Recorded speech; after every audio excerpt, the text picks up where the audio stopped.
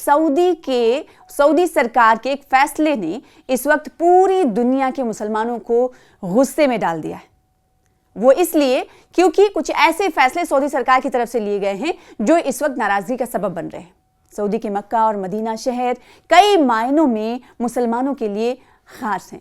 दुनिया के कोने कोने से यहाँ पर हज के लिए लाखों मुसलमान हर साल मक्का शहर का रुख करते हैं और यहाँ तक कि 5 वक्त की नमाज भी इसी तरफ रुख करके अदा की जाती है। सऊदी हुकूमत के फैसले से उम्मत में इस वक्त गहरा सदमा पहुंचा है और नाराजगी का भी, खफगी का भी इजहार उनकी तरफ से किया जा रहा है। अब सवाल उठता है कि आखिर सऊदी सरकार की जानिब से क्या कुछ फैसला लिया गया है जिसकी वजह से उम्मत मुस्लिमा में इस वक्त को सदमा लगा है और साथ ही साथ उनकी तरफ से खफगी जाहिर की जा रही है। ये रिपोर्ट के जरिए आपको बताने की हम कोशिश करेंगे कि आखिर सऊदी हुकूमत की तरफ से लिए जाने वाले फैसलों में ऐसा क्या है जिसकी वजह से पूरी दुनिया के मुसलमानों ने कहा है कि ये मौका सोचो फिक्र का है और एहतिसाब करने का है। इस्लाम के लिहाज से सऊदी अरब, खासकर मक्का, एक मकाम खास अहमियत का हामिल है। मजहबी तरीके से देखेंगे, नज़रिए से देखें तो इसे काफ़ी पवित्र माना जाता है। जी हाँ, इसलिए दुनियावी बुरे कामों को यहाँ पर बैन किया जाता है, बैन किया गया है। यहाँ पर किसी जानवर को मारने से लेकर शराब के इस्तेमाल और साथ ही साथ बीवी को छोड़कर दूसरी खातून के साथ घूमने या फिर किसी तरह के जिस्मानी संबंध बनाने पर यहाँ पर बैन है, यानी ममनू है। हालांकि अब सऊदी अरब सरकार ने ऑयल फ्री इकोनॉमी और अपने आप को जेनरस मुल्क के शक्ल में दुनिया के सामने पेश करने के लिए कई ऐसे बैन्स हैं जिन्हें हटाना शुरू कर दिया है। आपको याद होगा कि कुछ दिनों पहले सऊदी हुकूमत की तरफ से एक फैशन शो का इनेकाद किए जाने की इजाज़त दी गई थी और जब इनेकाद हुआ था ये फैशन शो सऊदी अरब में, तब उस वक्त पूरी दुनिया के मुसलमानों ने सऊदी सरकार की मजम्मत की थी। और अब एक और फैसला ऐसा सऊदी हुकूमत की तरफ से लिया गया है जिस पर दुनिया के मुसलमान खफगी जाहिर कर रहे हैं। अब फैसला यह है कि हरमैन की पाक सरजमी पर शराब की इजाजत दे दी गई है। सऊदी हुकूमत के फैसले से उम्मत में इसीलिए गहरा सदमा है। सऊदी अरब के जरिए शराब पर बैन में ढील देने और नए शराब स्टोर्स खोलने की स्कीम ने दुनिया भर के मुसलमानों में नाराजगी पैदा कर दी है। दुनिया भर के मुसलमान इसे मक्का मदीना के खिलाफ मानते हैं, मक्का मदीना की गरिमा के खिलाफ मानते हैं और सऊदी सरकार से इस जेनरस बदलाव पर सवाल उठा रहे हैं। सऊदी सरकार ने इस कड़ी में शराब से आपको बताएं कि बैन हटा दिया। इसको लेकर आलमी सतह पर मुसलमानों की नाराज़गी देखने को मिल रही है, मुखालिफत देखने को मिल रही है। सऊदी सरकार ने ये बैन ऐसे वक्त में हटाने का फैसला किया है जब दुनिया के कई मुल्क नशाखोरी पर लगाम लगाने के लिए शराब बैन लगाने की स्कीम बना रहे हैं। राजशाही व्यवस्था वाली सऊदी सरकार अपने कानून को इस्लाम और शरीयत पर चलने का दावा करती रही है। शराब इस्लाम में हराम है, लेकिन अब सवाल उठ रहा है कि क्या सऊदी सरकार खुद को जेनरस दिखाने के लिए बुरे कामों और क्राइम को अनचाहे ढंग से अपील कर रही है। अब सवाल ये उठता है कि सऊदी में किन किन जगहों पर और किसे ये शराब मिलेंगे, कहाँ पर जो शराब नोशी की जा सकती है और शराब किन्हें दी जाएगी। इन तमाम की जानकारी भी इस रिपोर्ट के जरिए देनी जरूरी है। मीडिया रिपोर्ट्स के मुताबिक सऊदी सरकार शराब पर 73 साल पुराने बैन में लगातार ढील दे रही है। अब खबर है कि सरकार 2 नए शराब स्टोर्स खोलने के स्कीम पर काम कर रही है। ये जानकारी एक खबर रसां इदारे की तरफ से मिली है जिन्हें इस स्कीम के बारे में जानकारी दी गई है।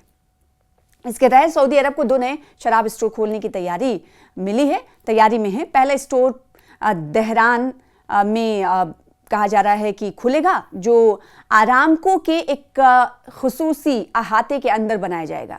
यह स्टोर सिर्फ गैर मुस्लिम विदेशी कर्मचारियों के लिए होगा, यानी गैर मुस्लिम जो विदेश के रहने वाले, दूसरे ममालिक के रहने वाले मुलाजमीन होंगे उनके लिए होगा। और दूसरा स्टोर जद्दा में तैयार किया जाएगा जहां सिर्फ गैर मुस्लिम डिप्लोमैट्स शराब खरीद सकेंगे।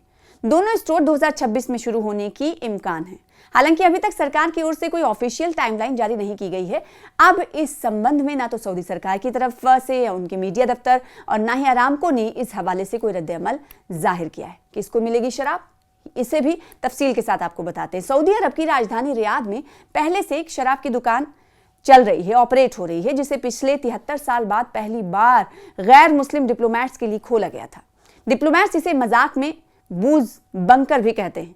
अब इसकी कस्टमर लिस्ट को बढ़ाकर गैर मुस्लिम प्रीमियम रेजिडेंसी होल्डर्स तक कर दिया गया है। प्रीमियम रेजिडेंसी उन्हें मिलती है जो बड़े इन्वेस्टर्स, बिजनेसमैन या विशेष प्रतिभा वाले पेशेवर माने जाते हैं। इससे पहले सऊदी अरब में शराब सिर्फ डिप्लोमेटिक मेल, ब्लैक मार्केट या होम ब्रूइंग जैसे अनौपचारिक तरीकों से उपलब्ध होती थी।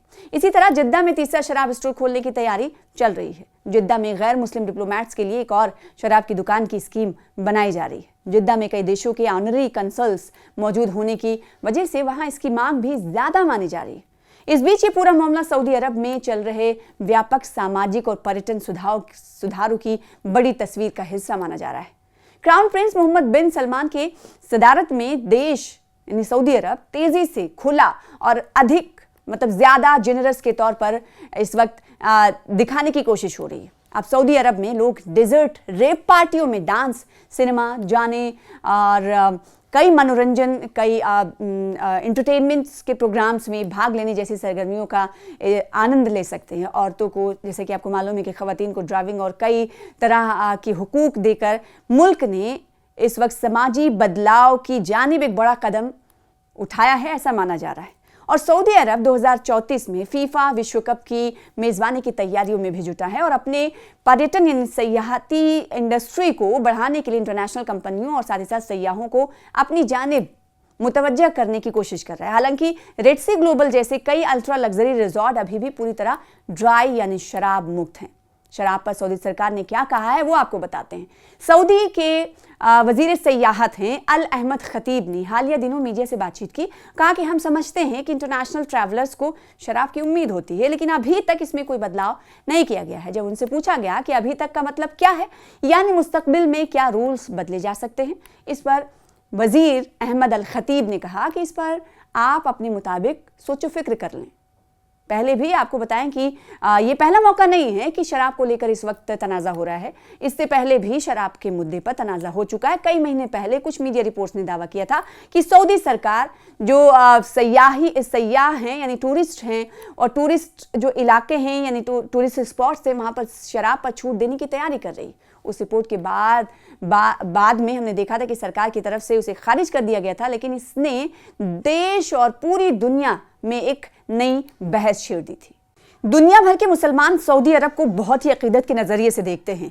इसकी वजह है कि यह देश इस्लाम के आखिरी पैगंबर हज़रत मोहम्मद सल्लल्लाहु अलैहि वसल्लम की मकाम पैदाइश रही है और यहीं से इस्लाम पूरी दुनिया में फैला।